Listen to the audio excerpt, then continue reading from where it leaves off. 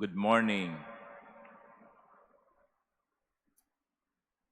We have heard the readings, and if you notice, in both readings, the first reading from the Acts of the Apostles, when the disciples were gathered around in the cenacle or upper room, when the Lord has ascended into heaven, Mary was present.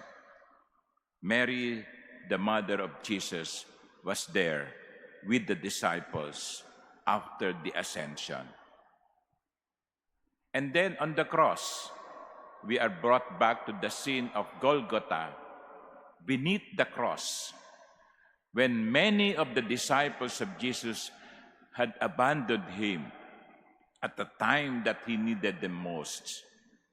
Mary was present underneath the cross. Mary was present.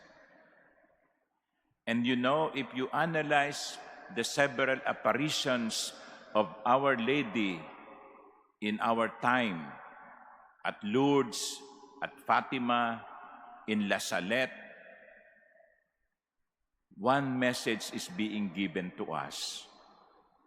Mary is still present. What does it mean? It means that Mary, the Mother of God, is also our mother, the mother of the Church. And one of the characteristics of her motherhood is the gift of presence. The gift of presence. Hindi niya tayo iniiwan, hindi niya tayo pinapabayaan. Lagi niya tayong sinasamahan.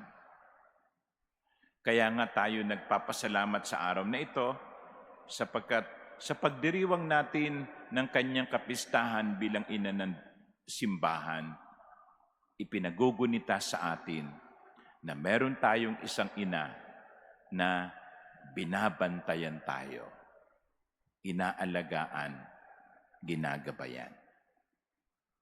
The gift of presence. You know, I think this is also a challenge to many of us, parents, couples, married couples, priests to his parishioners, religious to their chosen communities.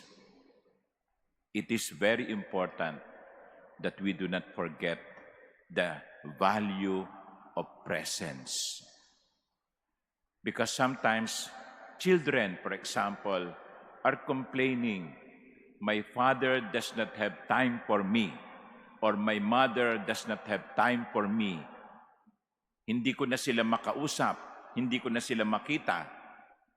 Nawawala yung presence. Well, sasabihin ng magulang, anak, alam mo naman si daddy busy sa pagtatrabaho, si mommy busy sa paggawa ng mga bagay-bagay. It is important that you earn as parents, but it is also as equally important to be present to your children. And vice versa. Sometimes parents are also complaining, my children do not visit me anymore. No? Hindi na ako dinadalaw ng aking mga anak. Yan ang tampo ng ibang mga magulang. Wala ng panahon ang mga anak sa kanila. Presence. Yung bang madalaw mo ang nanay mo o tatay mo, no? Minsan isang linggo, minsan isang buwan, para malaman nilang buhay ka pa. Presence.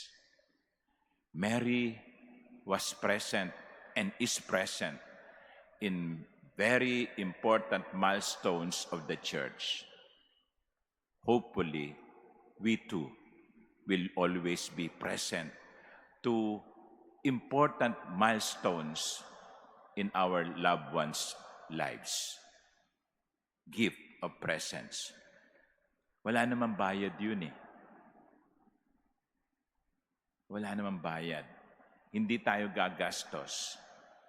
Ang samahan lang ang mga mahal natin sa buhay, lalo na sa mga importanteng tagpo ng kanilang buhay. Yon ay sapat na. Gift of presence. Amen.